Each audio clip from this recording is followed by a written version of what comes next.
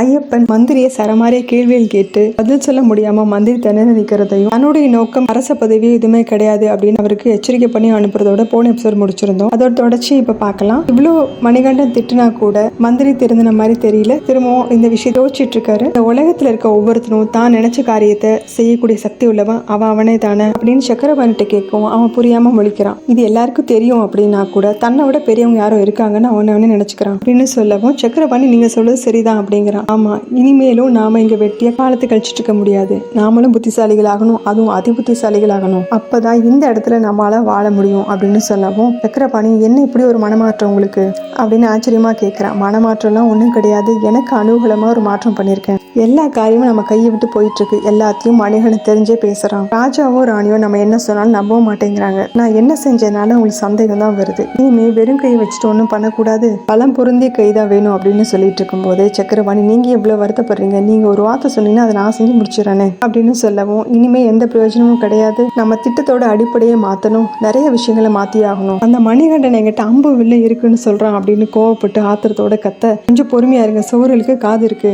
மெதுவா பேசுங்க அப்படிங்கிற சக்கரபாணி. இனிமே சூழ்ச்சியோட தான் நடந்துக்கணும், பெரிய சூழ்ச்சியோட நடந்துக்கணும். உன் பேருக்குரிய அர்த்தம் என்னன்னு தெரியுமா அப்படின்னு கேட்டதும் சக்கரபாணி சிரிச்சுக்கிட்டு யாராவது அர்த்தம் தெரிஞ்சுக்கிட்டு பேர் வைப்பாங்களா? அன்னைக்கு ஹரிச்சந்திரனுக்கு வச்ச பேர் தான் இன்னைக்கும் அதே நினைப்பிலே வைக்க முடியுமா? இது என்ன கேள்வி அப்படின்னு கேட்கிறேன். சரி இவங்கிட்ட கேட்டா பிரயோஜனப்படாதுன்னு சொல்லிட்டு மந்திரி அதுக்கு பதிலும் சொல்றாரு. கைகள்ல சக்கரத்தை ஏந்தினவன் அப்படிங்கறத உன்னோட பேருக்குரிய பொருள். இதை கேட்டு சக்கரபாணியம் பெருமூச்சோட இந்த பேரோட அர்த்தமே மணிகண்டனால அனர்த்தமாயிருச்சு அப்படிங்கிறான். மந்திரி உடனே திருத்தம் பண்றாரு. நீ நினைக்கிற மாதிரி சக்கரம்ங்கிற செல்வத்தை குறிக்கல, நானு சுதர்சன சக்கரத்தை சொல்றேன். நாராயணனோட கைகள்ல எப்போ சுத்திக்கிட்டே இருக்கும் இல்லையா, அந்த சுதர்சன சக்கரத்தை தான் சொல்றேன். அது கையில இருக்கிறனாலதான் பக்தர்கள் எல்லாரும் அவர் சக்கரபாணின்னு கூப்பிடுறாங்க.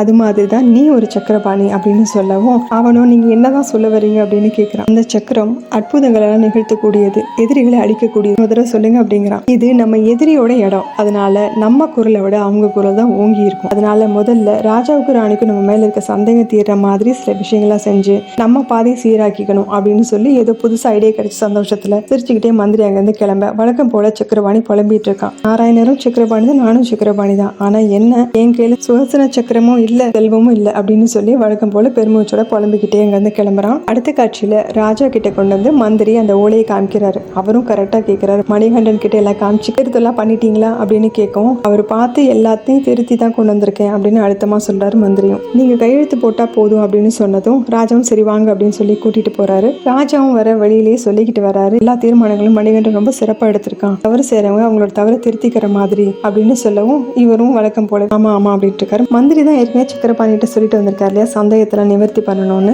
அதனால அதுக்குரிய வேலைகள் எல்லாம் ஆரம்பிக்கிறாரு. இதோட இந்த எபிசோட் முடியுது. அடுத்த எபிசோட்ல பார்க்கலாம். நம்ம சேனல் லைக் பண்ணுங்க, ஷேர் பண்ணுங்க, சப்ஸ்கிரைப் பண்ணுங்க, பெல் பட்டன் பிரஸ் பண்ணுங்க. தேங்க்யூ.